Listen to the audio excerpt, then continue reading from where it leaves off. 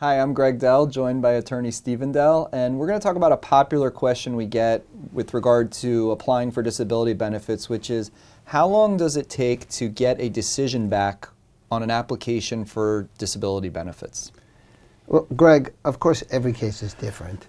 It often depends upon when the client comes to me and at what point in their disability they are at the time of initial contact with me. Of course, when you get a catastrophic claim, the decision is going to be rather quickly. And don't forget, we're talking about a short-term disability determination and a long-term. And I'll go over both. Let's first talk about short-term. Short-term generally has a 7-day elimination period. And what that means is that from the date of the claimant, which is our client, disability, there's a waiting period, and that's called the elimination period.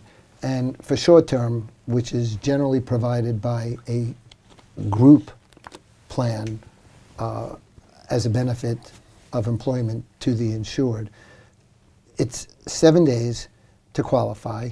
And if it's a catastrophic case, you're crossing the street, you're hit by a FedEx truck, you have multiple broken bones, you have a head injury, the decision is going to be really quick because the carrier is going to see the emergency room report and they're going to see that there's a head injury. That scenario is a no-brainer. And that's a no-brainer. The one where the person has a herniated lumbar disc and their back's been bothering them for quite some time and they've been going to the doctor and going for physical therapy. If I can present the notes and that the individual has not responded to therapy and really has a difficulty sitting at their desk if it's that type of an occupation, generally within 7 to 14, maybe a little bit longer days, they're going to approve short term. If the client has given me all the information I need. So when I say each claim is different, it's often dependent upon how quickly the list that I have provided the client, how quick the response is. If I get a medical report, an occupational description, I can get the application to the client, or often the client gets the application from HR. It's completed. It's going to be quick.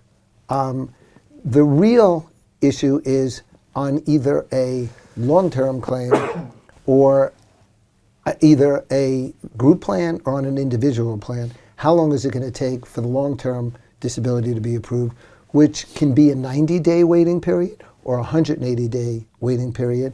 And on the individual side, and when I say individual, I'm talking about the person who procured their policy on the open market, not through their employer. They called it MetLife or Unum or whatever, and bought their own policy through an independent agent.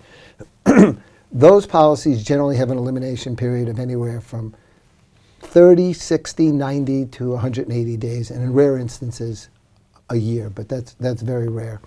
If a client provides me with the information quickly upon being retained, and the information is the medical records, the occupational description, and responds to the checklist request that I get out immediately upon engagement with the client, I get the package, a claims brochure as I call it, out to the carrier relatively quickly, and a carrier is generally going to take anywhere between 30 and 90 days in order to make a claim decision. The more information that I can give the client, the carrier, at the very commencement of the claim, the quicker I'm going to get an approval. Sometimes I get an approval on a non-catastrophic claim where someone has had a bad back or a nervous condition or something that's well documented.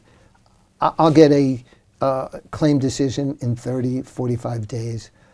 On those claims where the claimant has not gone to the doctor on a regular basis, has not had the appropriate diagnostics, if there's a protocol for medical care, and although we have a sick client, but he or she hasn't done what would be considered appropriate care and the protocol for that diagnosis, it could take longer than 90 days, but generally doesn't.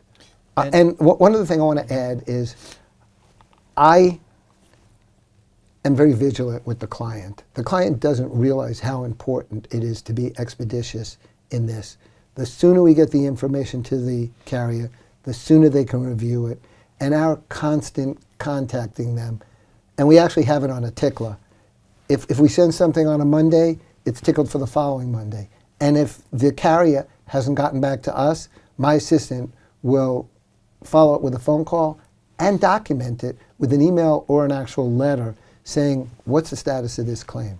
So as a rule of thumb for you, usually tell your clients once you submit an application, it's likely to have a decision within 60 days? I generally say 90. Okay. And the reason I say that is promise less and give more. And when I call the client and say, your claim has been approved and it's at the 5-week point, they're very pleased. But I would say most claims within 90 days, and that usually coincides with the elimination period. Now, another issue that comes up commonly with the timing of submitting an application, and people have called you and they say, well, I've been out of work for a couple months, or I requested the application and I submitted it because I didn't want to lose out on any benefits. Can you talk a little bit about the timing from when you submit an application and what benefits you will receive? Because, for example, some applications, we submit, usually, at least when I do applications, I clearly wait till the elimination period's over.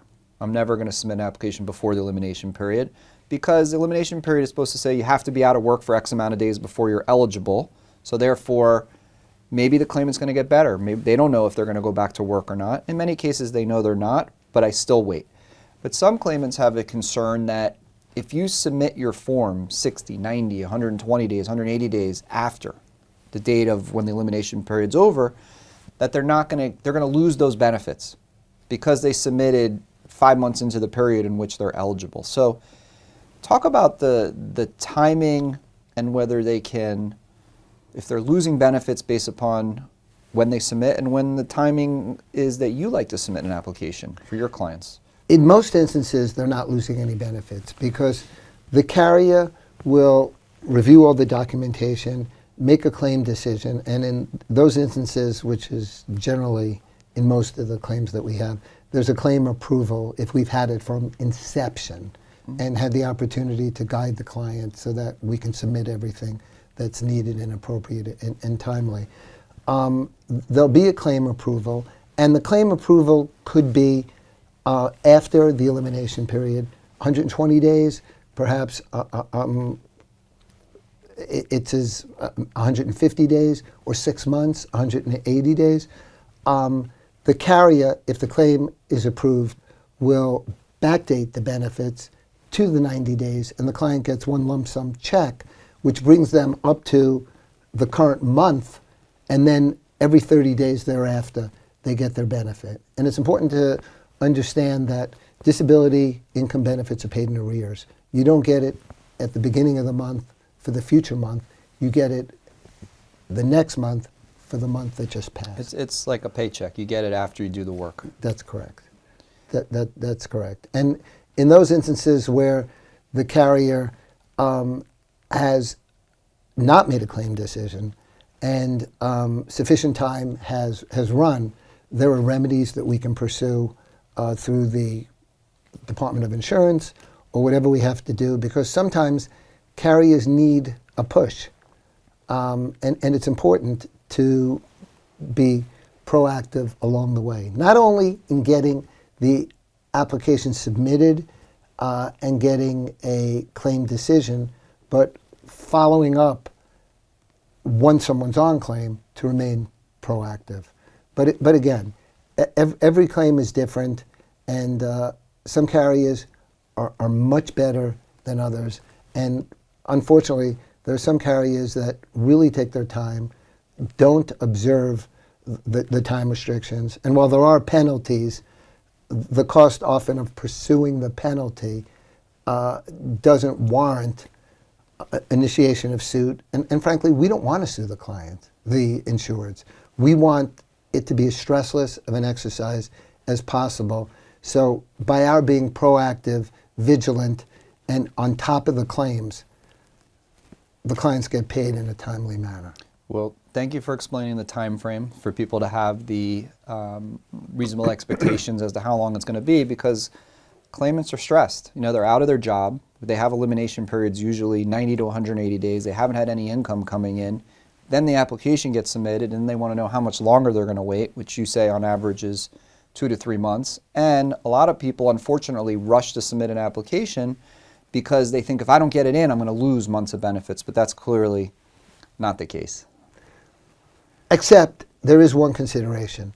Many of the policies do have what's called notice of claim requirement. And the notice of claim generally is 30 days. So once the carrier has liability, meaning that there's exposure to pay this claim, it's a justifiable claim, the claimant meets the definition of disability, the claim should be filed as quickly as one reasonably can, so that the carrier cannot raise the issue that, well, you had X amount of days to put us on notice of claim. So we have to keep that at the forefront to make sure that we're not violated. However, often the carriers don't enforce that 30 days. They generally don't claim they're prejudiced. So it's generally not a problem. However, I try, with the client's cooperation, as best we can to comply with every requirement of the policy so that there's never a question of being prejudiced. Well, I think, and we always discuss that notice requirement because it's usually 30 days after proof of loss is due, and arguably you could say that proof of loss isn't due until after you've satisfied the elimination period. So in many cases, it doesn't even start until whatever the elimination period is. And there's many different situations, but it's better to be cautious and put the carrier just on notice. That doesn't mean get your whole application in. That just means, hey, carrier, I'm looking to file a claim. But if someone's not represented and they call the carrier and say, hi, I want to file a claim, send me the paperwork, Pandora's box is open at that immediate moment. And as you know, they might immediately want to interview the claimant without representation if they don't have it. They're immediately sometimes sending out video surveillance. They're immediately, starting requirements and saying, we want all of these things from you. So claimant needs to be aware the second you put them on notice, they're going to be on your back right out of the box. Absolutely. And they're going to be bombarding the insured with questions, requests for documentation. And in some instances, they advise that not only do they want to take a statement, which is rather common, they want an independent medical exam. Right. And that's very frightening to our clients, to an insured. I'm going to see a doctor of the insurance company's choice. Well, am I going to get a fair shake? And that's another whole issue that we deal with on behalf of the client. Right. Well, thank you so much for all of this advice on the timing and the application process. If you're someone out there who's looking to apply for short-term or long-term disability benefits, feel free to call myself, call Steven, call any of our disability lawyers. No matter where you live in the country, we're available to assist you. And most importantly, we will immediately provide you with a free consultation to review your disability policy.